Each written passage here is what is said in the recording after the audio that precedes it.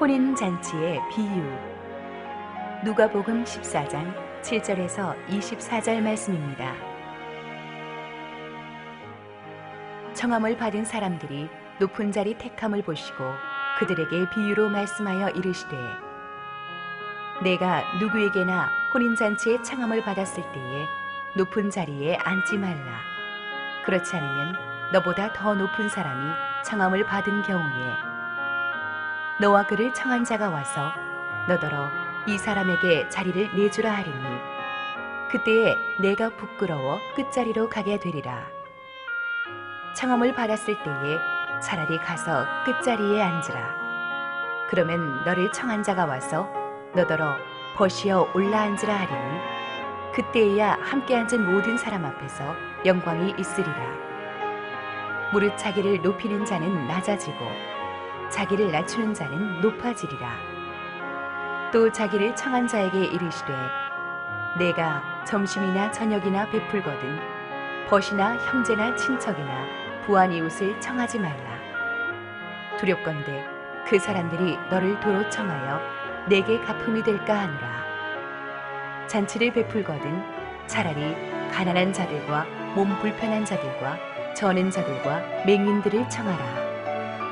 그리하면 그들이 갚을 것이 없으므로 내게 복이 되리니 이는 의인들의 부활 시에 내가 갚음을 받겠음이라 하시더라. 함께 먹는 사람 중에 하나가 이 말을 듣고 이르되, 무릇 하나님의 나라에서 떡을 먹는 자는 복되도다 하니, 이르시되 어떤 사람이 큰 잔치를 베풀고 많은 사람을 청하였더니 잔치할 시각에 그 청하였던 자들에게 종을 보내어 이르되, 오소서 모든 것이 준비되었나이다 하매 다 일치하게 사양하여 한 사람은 이르되, 나는 밭을 샀으니 아무래도 나가 보아야 하겠으니 청컨대 나를 양해하도록 하라 하고, 또 한 사람은 이르되, 나는 소 5겨리를 샀으니 시험하러 가니 청컨대 나를 양해하도록 하라 하고, 또 한 사람은 이르되, 나는 장가 들었으니 그러므로 가지 못하겠노라 하는지라. 종이 돌아와 주인에게 그대로 고하니 이에 집주인이 노하여 그 종에게 이르되, 빨리 시내의 거리와 골목으로 나가서 가난한 자들과 몸 불편한 자들과 맹인들과 저는 자들을 데려오라 하니라.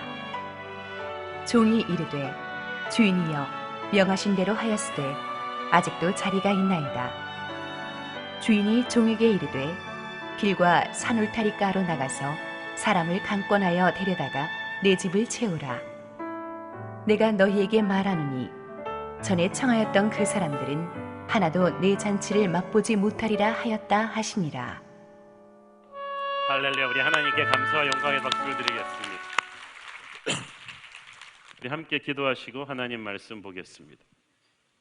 사랑하는 아버지, 은혜 감사합니다. 오늘 주님, 이 부족한 죄인 다시 한번 하나님의 은혜로 덮어주시고 은혜의 말씀만이 선포되게 하옵소서. 예수님 이름으로 기도했습니다. 아멘. 전 결혼 주례를 굉장히 많이 합니다. 한 주일에 2번 정도는 한 달에 2번 정도는 기본으로 하는 것 같습니다. 우리 교회 워낙 청년들이 많아가지고 하는데 한 번은 제가 한 10년 전에 저보다 나이가 훨씬 많은 40대 중반에 진짜 노총각 노처녀 커플을 주례한 적이 있습니다. 제가 신랑 신부가 저보다 나이가 대여섯 살이 넘게 많았기 때문에 민망해서 난 이거 못한다, 연세 많은 목사님한테 주례를 부탁해라 그랬더니 목사님이 저희들보다 나이는 젊으셔도 저희들을 전도하지 않았냐는 거예요. 방송국 다니는데 2분 다 제가 전도했거든요. 그래서 목사님이 우리를 낳았으니, 영적으로 낳았으니 우리를 주례해야 된다는 거예요. 근데 그분들이 진짜 외모적으로도 저보다 나이 많아 보여요. 그래서 이분들을 주례를 했는데 그날은 참 잔치였어요. 생각해 보세요. 신랑 신부가 다 40대 중반인데 결혼을 하니까 부모들이 얼마나 좋아하는지. 보통 결혼식 때 양가 부모 중에 한 분은 울거든요. 섭섭해서. 아무도 안 울어요 그날은. 그날은 그 신부 손을 갖다가 신랑 손에 맡기는 아버지의 표정이 날아갈 듯이 그냥 확 손을 떨면서 그냥 얼마나 기뻐하시는지. 보통 결혼식도 축제인데 그날은 정말 축제였습니다. 우리가 이 하늘나라 하나님이 베푸시는 천국 잔치를 성경은 결혼식에 비교합니다. 우리는 주님의 신부이고 예수님은 우리의 신랑 되신다고 했습니다. 그래서 오늘의 스토리에서도 하나님께서는 혼인잔치의 비유를 우리에게 들려주시는 것입니다. 그런데 처음부터 예수님이 의도하시고 이 혼인잔치 비유 말씀하신 것이 아니고 어떤 예기치 않은 사건에서부터 이것이 발생했습니다. 오늘 이야기의 배경을 보면 예수님께서 안식일날 한 바리새인 지도자의 집에 초대를 받으셔서 식사를 하고 계시는 상황이었습니다. 7절 읽습니다. 청함을 받은 사람들이 높은 자리 택함을 보시고 그에게 비유로 말씀하여 이르시되. 자, 여기서 높은 자리 택함을 보시고라는 말이 쉬워서 택함이지 서로 높은 자리 차지하려고 약간은 텐션이 있었던 것을 보셨다고 했습니다. 높은 자리가 어디냐 하면 이 주인의 그 당시 유대인들은 오른편 자리가 높은 자리예요. 상석이에요. 요즘으로 말하면 잔치에서 헤드 테이블입니다. 다 거기 앉으려고 했던 거예요. 이 사람들이 자꾸 거기 앉으려고 하는 걸 보면서 예수님께서 뭔가를 느끼신 거예요. 예수님이 초대된 집은 바리새인 지도자의 집입니다. 그러니까 그날 초대받은 사람들도 대부분 바리새인들이에요. 바리새인들은 유대인 전체에서 몇천 명 안 되는 아주 엘리트층입니다. 안 그래도 자신들의 학문, 지위, 거룩한 생활을 스스로 높이 평가하며 사람들 위해 군림하던 사람들인데 그런 사람들끼리 모아놓으니까 또 자기들 안에서 누가 더 큰가를 지금 가름한 거예요. 그 서로 헤드 테이블에 자기는 앉을 자격이 있다고 생각한 거죠. 그래서 예수님께서 우회적인 비유로 이들의 교만과 위선을 꾸짖으셨습니다. 8절, 9절 읽습니다. 네가 누구에게나 혼인잔치에 청함을 받았을 때에 높은 자리에 앉지 말라. 그렇지 않으면 너보다 더 높은 사람이 청함을 받은 경우에 너와 그를 청한 자가 와서 너더러 이 사람에게 자리를 내주라 하리니 그때 네가 부끄러워 끝자리로 가게 되리라. 이 말이 무슨 말이냐 하면 네가 어디 가서 높은 자리를 찾아서 사람들과 함께 싸우면은 그래서 그 자리에 앉는다고 해도 조금 있다 너보다 높은 사람이 오게 되면 그 자리를 내어주는, 그래서 억지로 그 자리를 힘센 자에게 내어주고만야만은 사람들 앞에서 수치스러운 일을 겪게 된다는 것입니다. 예수님은 이 말씀을 통해서 이 세상의 법칙은 이런 거라는 것을 깨우쳐 주신 거예요. 세상에는 항상 너보다 높은 사람, 더 센 사람이 있다. 세상에는 항상 헤드 테이블이 있다. 항상 1류, 2류, 3류가 있고 그 다음 테이블, 그 다음 테이블에 있다. 그래서 1류의 교만을 막 질책하던 2류가 3류 앞에서는 가서 다시 교만을 떠는 것이 바로 세상이다.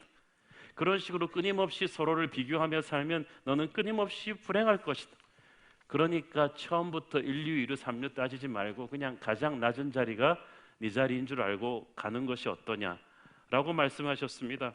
그리고 11절에 말씀하십니다. 무릇 자기를 높이는 자는 낮아지고 자기를 낮추는 자는 높아지리라. 사실 이 말씀만 놓고 보면 이것은 꼭 성경 말씀이 아니더라도 전통적인 유교식 예의범절 기본 아닙니까? 그렇죠? 그런데 예수님께서 주시고자 하는 영적인 메시지는 그보다 훨씬 깊은 것입니다.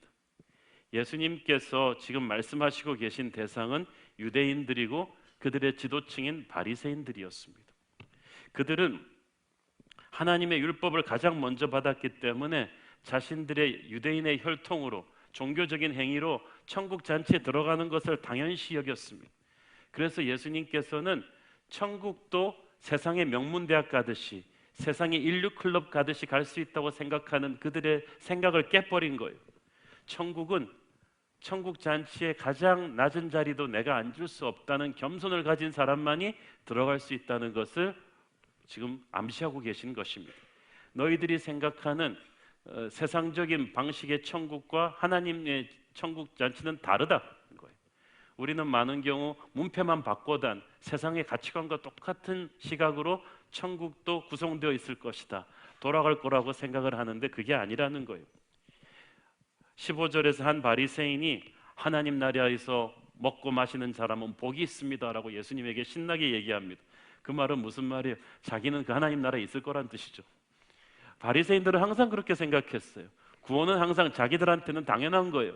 아브라함의 자손이니까 종교적으로 의로운 행위들을 하니까 자기들은 당연히 천국에 있을 것이고 그 하나님 나라 천국 잔치에서 먹고 마시면 얼마나 좋겠느냐고 말한 것입니다. 그들이 생각하는 천국 잔치는 그들처럼 잘난 바리새인들만이 들어갈 수 있는 것이고, 그리고 불행히도 그 안에서는 또 자기들끼리 누가 더 높은 자리에 앉는지 퍼스트 클래스, 비즈니스 클래스, 이코노미 클래스를 따지는 세상과 같은 곳이었던 거예요. 예수님께서는 그들의 생각을 깨주시면서 혼인잔치 이야기를 하셨습니다. 마태복음 22장에 나오는 혼인잔치와 비슷한 점이 많은 이 스토리를 통해서 우리는 천국 잔치의 전혀 다른 모습을 보게 됩니다. 천국 잔치에는 하나님의 파격적인 초대가 있습니다. 17절 읽습니다.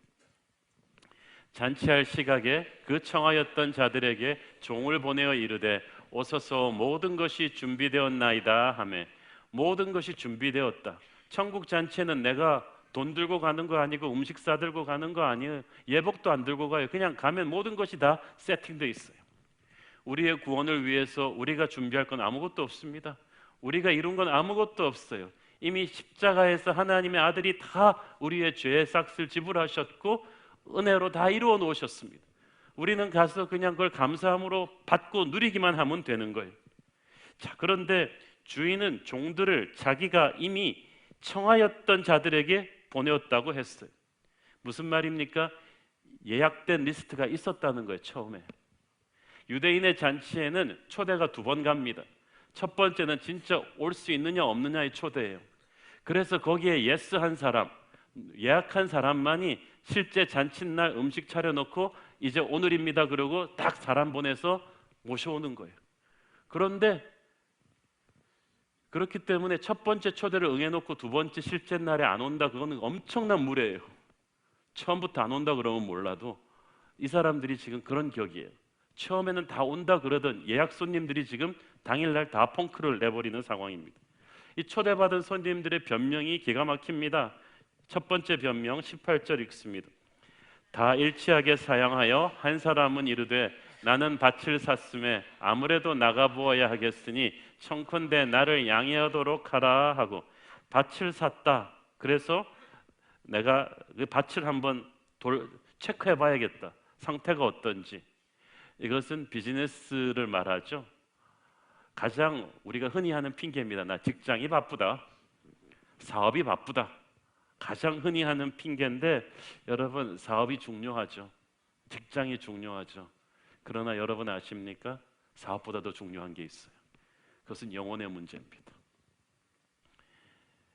1999년도에 제가 포항 한동대에 강의하러 갔다가 제가 탄 비행기가 잘못해서 동체 착륙을 하면서 비행기가 두동강이 났습니다.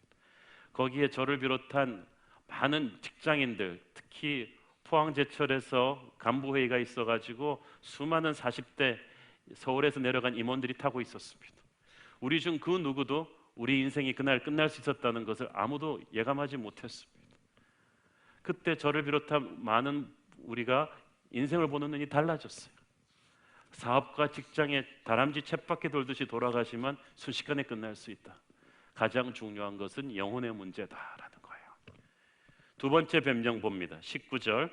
또 한 사람은 이르되 나는 소 5겨리를 샀음에 시험하러 가니 청컨대 나를 양해하도록 하라 하고, 소 5겨리는 5쌍이에요.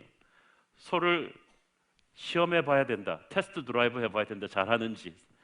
이것은 소유에 대한 집착입니다. 여러분이 뭘 가지면 행복할 것 같죠? 큰 집을 사면 행복할 것 같은데 관리비 나오는 거 보면 입이 쫙 벌어집니다. 관리비, 재산세, 청소하고 돌봐야 되고, 좋은 차를 사고 주식을 사면 그 주식 동향 체크하느라고 이게 보통 일이 아닙니다. 소유는 우리의 마음과 생각을 앗아갑니다. 그래서 영혼을 향한 갈망을 차갑게 쉽게 만드는 거예요.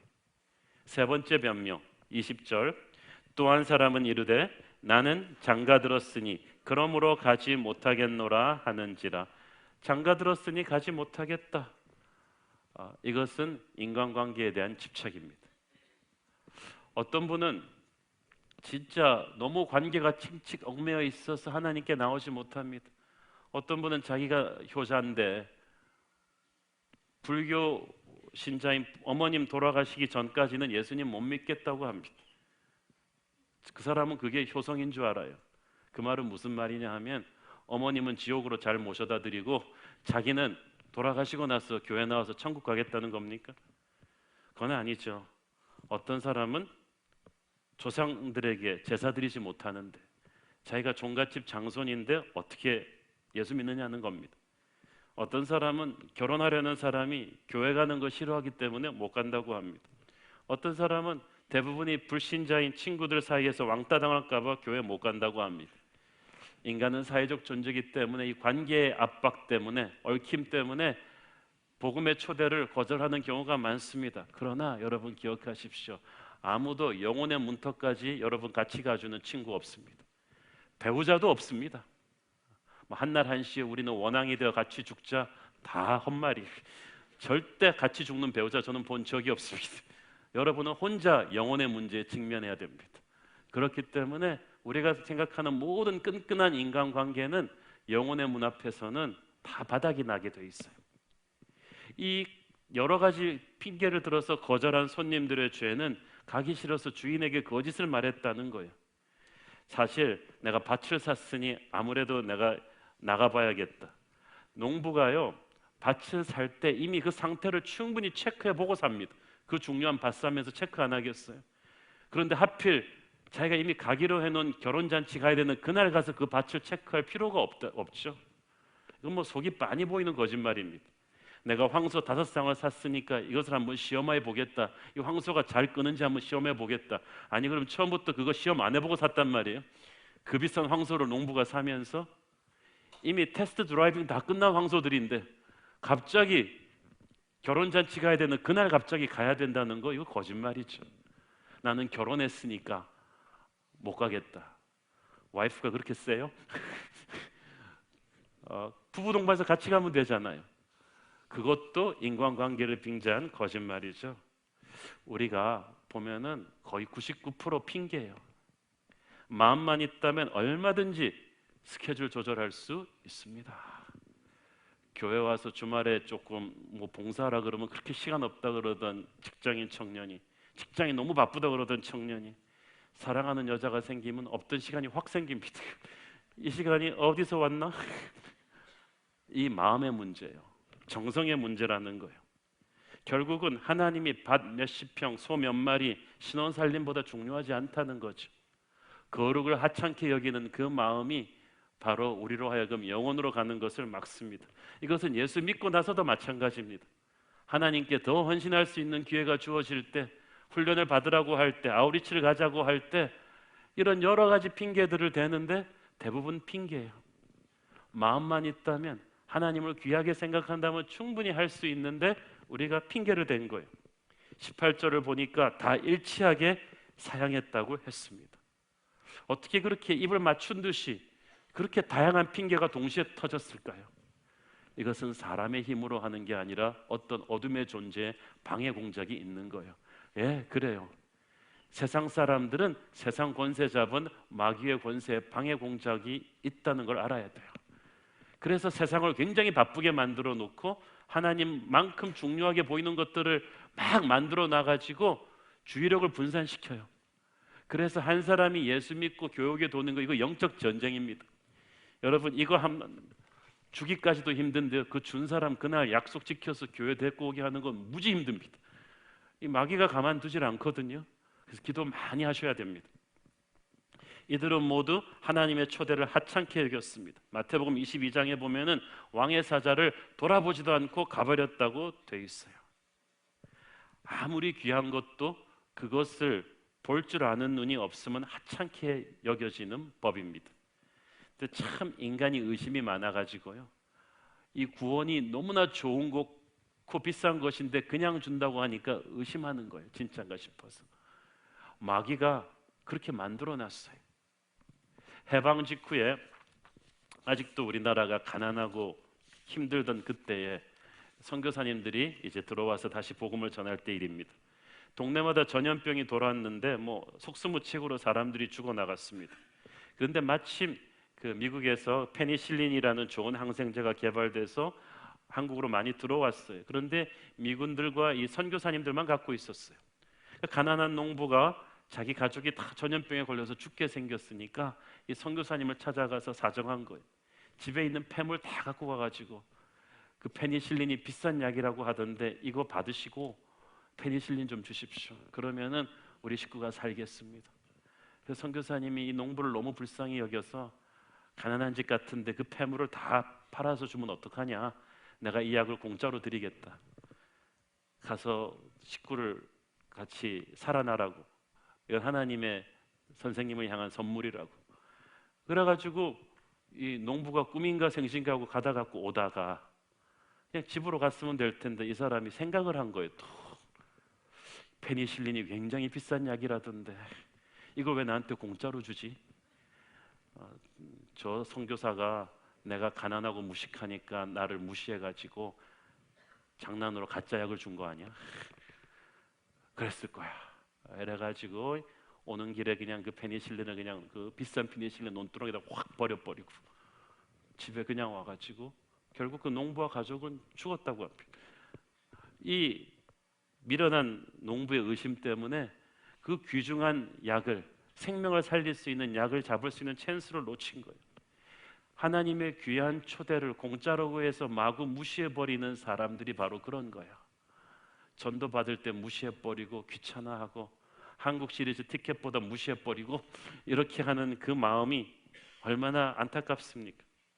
그런데 이 혼인잔치의 비유에서 주님은 바로 주님이 처음 초대한 VIP 손님들이 딴 사람이 아닌 유대인들이라고 이야기하십니다. 이스라엘 백성들이에요. 사람이 어떤 환경에서 자라느냐가 중요하잖아요. 부러울 것 없는 부잣집에서 늘 책을 가까이 하는 부모를 보면서 자란 아이들은 다른 아이들보다 훨씬 공부 잘할 수 있는 환경에 놓여 있죠. 어릴 때부터 공부하는 문화에 익숙해져 있죠. 집에 좋은 책들이 무궁무진하게 쌓여 있죠. 자기가 원하기만 하면 비싼 과외 선생들 붙여주겠죠. 본인이 조금만 의지가 있으면 그는 학업으로 대성할 수가 있어요. 그런데 그렇게 좋은 환경에도 불구하고 본인이 악하고 게으른 마음을 가지면 그는 인생을 망쳐버릴 수가 있습니다. 이스라엘 백성들이 그랬어요. 그들은 믿음의 조상 아브라함의 자손으로 태어났어요. 아브라함의 좋은 믿음, 야곱과 다윗의 좋은 믿음이 전설처럼 교과서로 전수돼서 내려와요. 그거대로 살기만 하면 되는 거예요. 가나다라를 배우면서 그들은 하나님의 말씀을 외웠어요.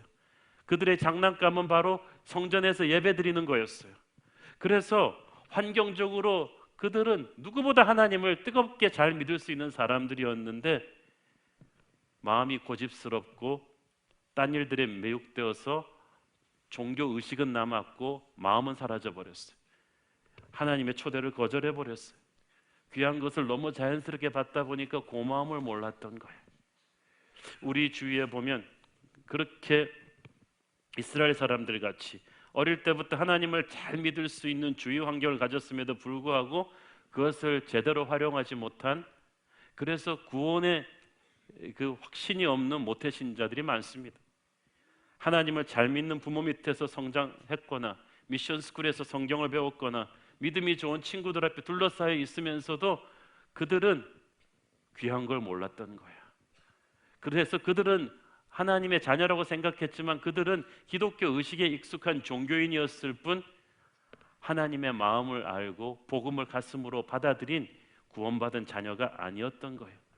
그러면서 실제로 복음을 듣고 구원받을 수 있는 기회가 주어질 때마다 나 바쁘다, 그런 거 좀 심각하게 시간 보낼 여유가 없다고 거절했던 사람들입니다. 참으로 안타깝습니다. 하나님은 그들을 향한 분노와 심판을 줍니다. 21절을 보니까 화인들의 보고를 들은 주인은 첫째 화가 났다고 했습니다. 왜냐하면 주인은 딱 듣고 알았어요. 이것들이 핑계대고 있구나. 거짓의 핑계를 대고 있구나. 주인의 마음이 분노로 폭발했어요. 그리고 그 초대를 거절한 사람들에게 혹독한 대가가 옵니다. 24절 읽습니다. 내가 너희에게 말하노니 전에 청하였던 그 사람들은 하나도 내 잔치를 맛보지 못하리라 하였다 하시니라. 자, 보세요. 하나님은 오래 기다리시는 분이시지만 언제까지 기다리시는 분은 아닙니다. 하나님의 은혜에 대해서 끈질기게 끝까지 거부하면 반드시 심판을 직면하게 될 것입니다. 그래서 우리는 전도할 때 그 사실을 알고 눈물로 전도해야 됩니다. 주인은 그래서 어떻게 합니까? 종들을 거리에 내보내 전혀 뜻밖의 사람들을 초대합니다. 21절, 종이 돌아와 주인에게 그대로 고하니 아예 집주인이 노하여 그 종에게 이르되 빨리 시내의 거리와 골목으로 나가서 가난한 자들과 몸 불편한 자들과 맹인들과 저는 자들을 데려오라 하니라. 아멘. 주목할 사실은 처음 초대받은 사람들이 오지 않았다고 해서 혼인잔치가 캔슬되지는 않았다는 거예요. 인간의 거절이 하나님의 역사를 막지 못합니다. 대신 주인의 초청 리스트가 바뀌어버렸어요. 처음 초청했던 사람들보다 외면적인 조건은 떨어지지만 그래도 가난하고 열린 마음으로 주인의 초대를 고맙게 여기며 달려와 줄 사람들을 주인이 부르신 거예요. 구원은 이제 누구에게나 유대인이 아니라 열방에게도 열려있는 하나님의 오픈 초청이 된 것입니다. 하나님의 교회는 특권층들만 들어가는 부한 자, 배운 자만 들어가는 VIP 사교 클럽이 아니에요. 건강한 자, 병든 자, 배운 자, 못 배운 자 할 것 없이 하나님을 향한 열린 마음만 있다면 누구든지 올 수 있는 은혜의 잔치가 된 것입니다. 그래서 하나님은 그런 모든 사람들에게 하나님의 은혜의 초대장을 주실 거예요. 오늘의 본문, 아까 본문의 13절, 12절에서 14절에 보면 주님께서 너희들은 잔치를 베풀 때 갚을 능력이 있는 사람들, 부한 사람들 청하지 말고 가난한 자들, 몸 불편한 자들, 저는 자들, 맹인들, 그 은혜를 갚을 능력이 없는 사람들을 청하라고 했죠. 실제 그렇게 하라는 의미보다는 하나님의 나라가 그렇게 구성될 것이라는 상징이에요. 하나님의 나라는 너희 바리새인들이 말하는 종교적인 색깔만 입혔지 조건 있는 자들만, 잘 나가는 자들만 끌어들이는 그런 VIP 잔치가 아니라는 거예요. 하나님의 나라는 외형적인 조건으로는 아무 자격이 없지만 100% 하나님의 은혜로 용서하시고 구원받은 죄인들을 드리는 잔치가 될 것이다. 고린도전서 1장 26절 29절, 형제들아 너희를 부르심을 보라. 육체를 따라 지혜로운 자가 많지 아니하며 능한 자가 많지 아니하며 문벌 좋은 자가 많지 아니하도다. 그러나 하나님께서 세상에 미련한 것들을 택하사 지혜 있는 것들을 부끄럽게 하려 하시고 세상에 약한 것들을 택하사 강한 것들을 부끄럽게 하려 하시며 하나님께서 세상에 천한 것들과 멸시받는 것들과 없는 것들을 택하사 있는 것들을 폐하려 하시나니 이는 아무 육체도 하나님 앞에서 자랑하지 못하게 하려 하심이라. 아멘. 실제로 바울의 이 편지를 받은 고린도가 어떤 도시입니까? 요즘에 서울, 강남, 뉴욕, 밀라노, 홍콩을 뺨치는 아주 화려하고 부유하고 엘리트들이 많이 사는 국제 도시였습니다. 다 자기 잘난 맛에 사는 로마 최고의 패션 스타들, 부유층들, 연예인들 이런 사람들인데 실제 고린도 교회에서 구원받고 예수 믿는 사람은 그런 사람들이 아니고 대부분 노예들이고 하류층들이었어요. 그래서 예수님께서 말씀하신 애들아 주제 파악하자. 너희들이 도대체 누구였느냐.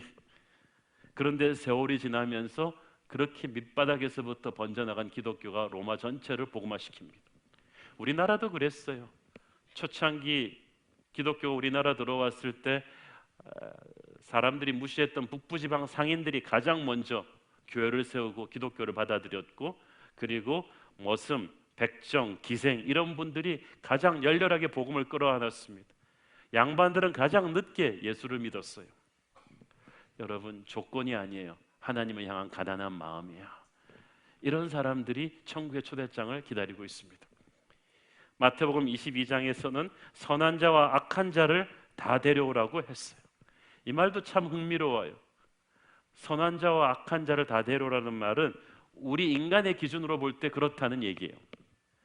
하나님을 안 믿어도 착한 성품만으로 천국 갈 것 같은 사람이 많은데 그걸 너희가 판단해서는 안 된다는 거예요.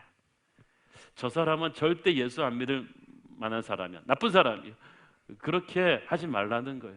주인은 종들에게 만나는 사람을 데려오라고 했지 네가 1차 심사를 하라고 그러지 않았어. 근데 우리는 맨날 1차 심사를 해요, 전도할 때. 그래서 우리 선에서 하나님 바쁘시니까 다 걸러버려, 서류에서. 탈락시켜요. 얘는 인간성이 안 돼. 얘는 너무 그러나 그렇지 않다는 거예요. 하나님은 만날 사람은 다 데려오라고 하셨어. 필터링은 하나님이 시킨다고 하십니다. 그리고 하나님은 정말 진흙에서 보석을 골라내는 재주가 있으십니다.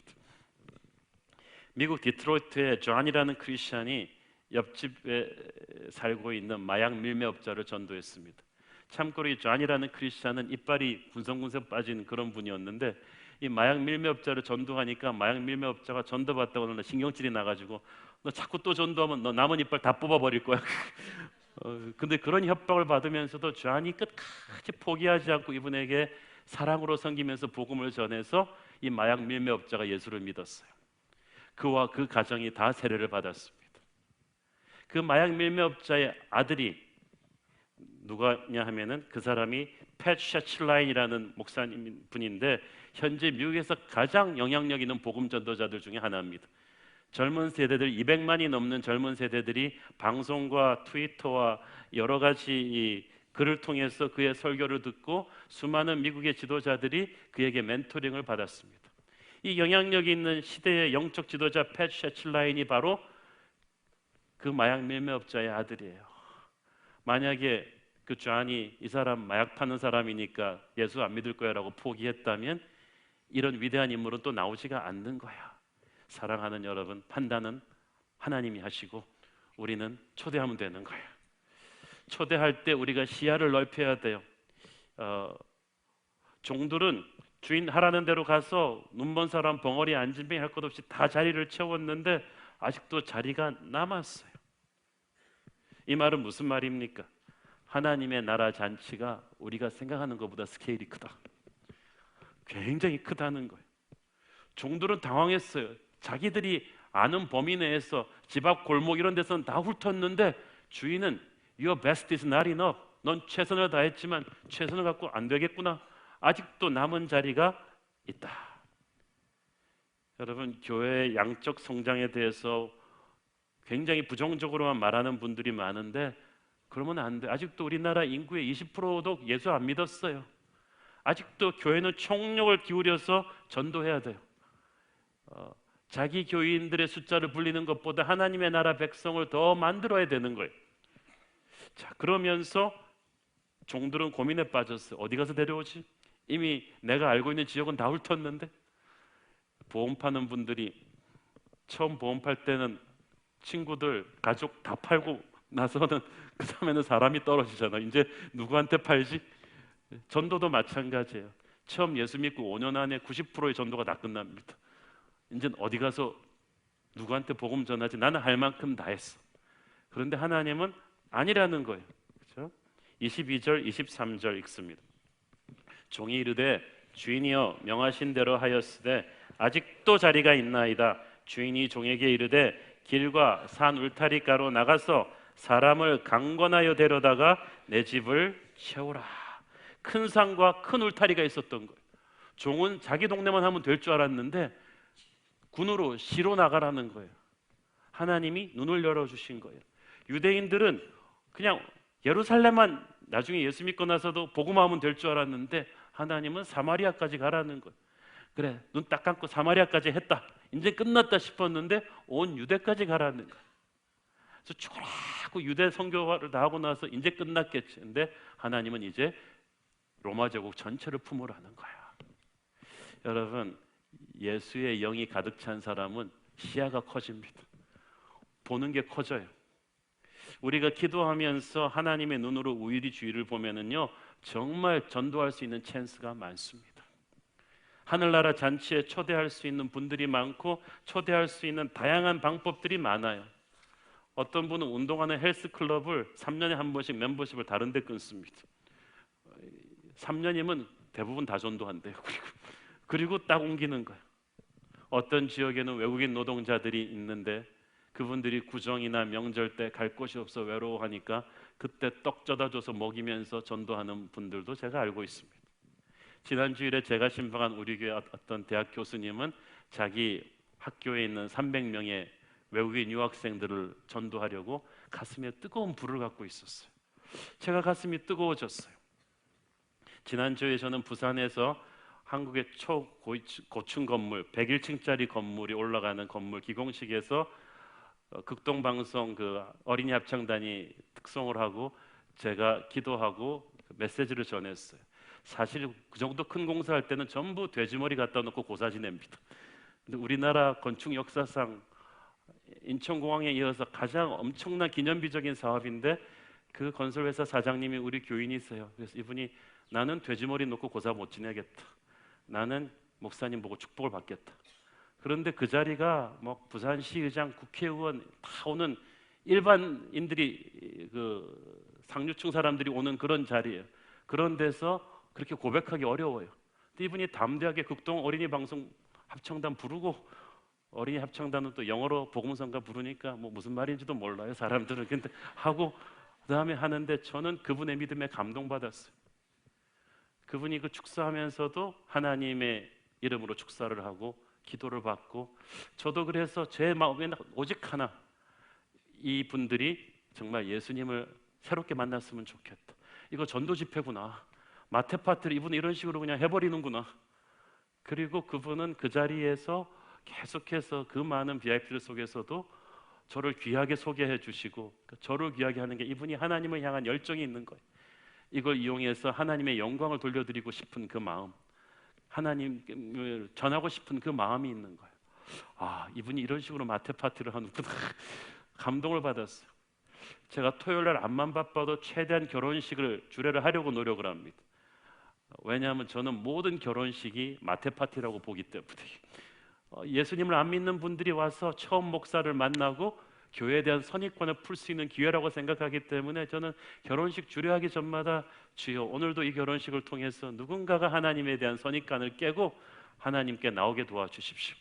이 결혼식이 하나님의 초대장에게 도와주십시오. 저는 그렇게 기도하는 거예요.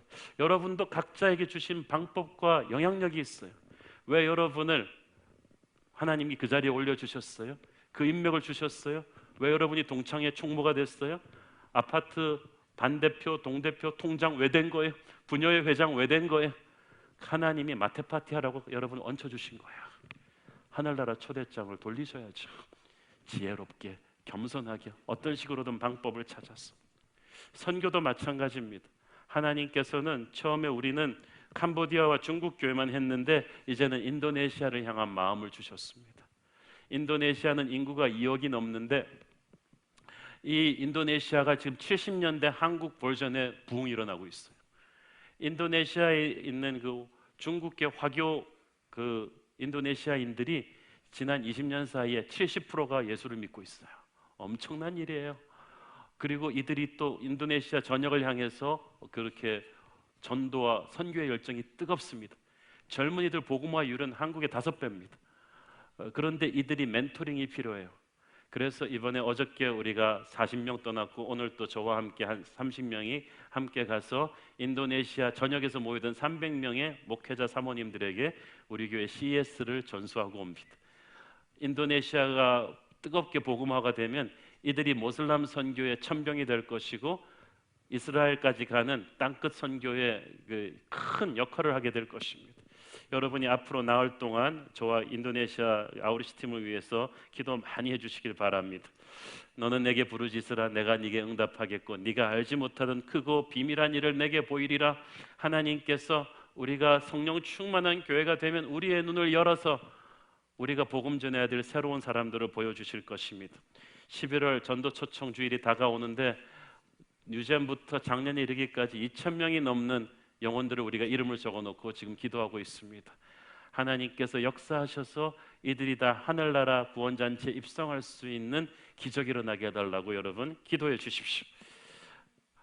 영어 성경을 보니까 You make them come, 강권에서 반드시 오게 하라고 되어 있습니다. 그것은 힘으로 하라는 것이 아니라 그만큼 간절하게 설득하라는 거예요.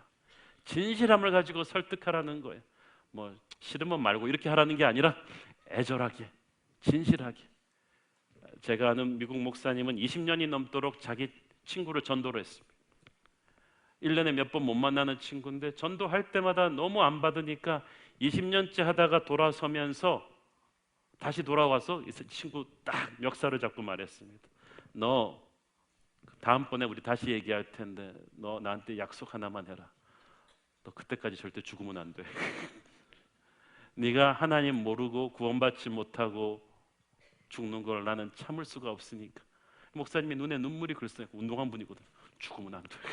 죽으면 죽여버릴 거야. 그러면서 막 이 목사님의 이 애절한 이 한 영혼을 향한 이 마음이 그 친구의 마음을 녹입니다.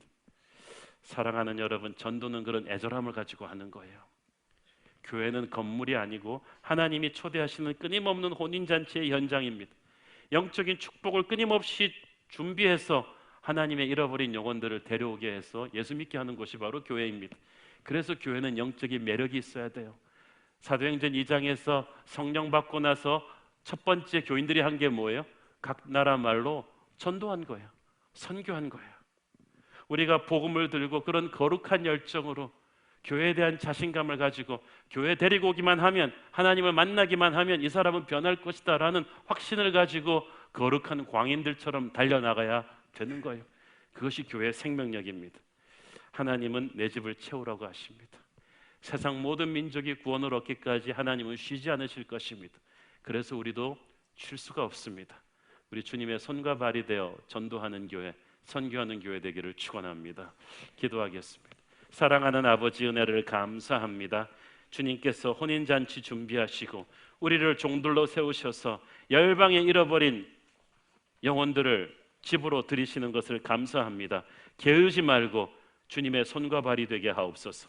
예수님 이름으로 기도했습니다. 아멘.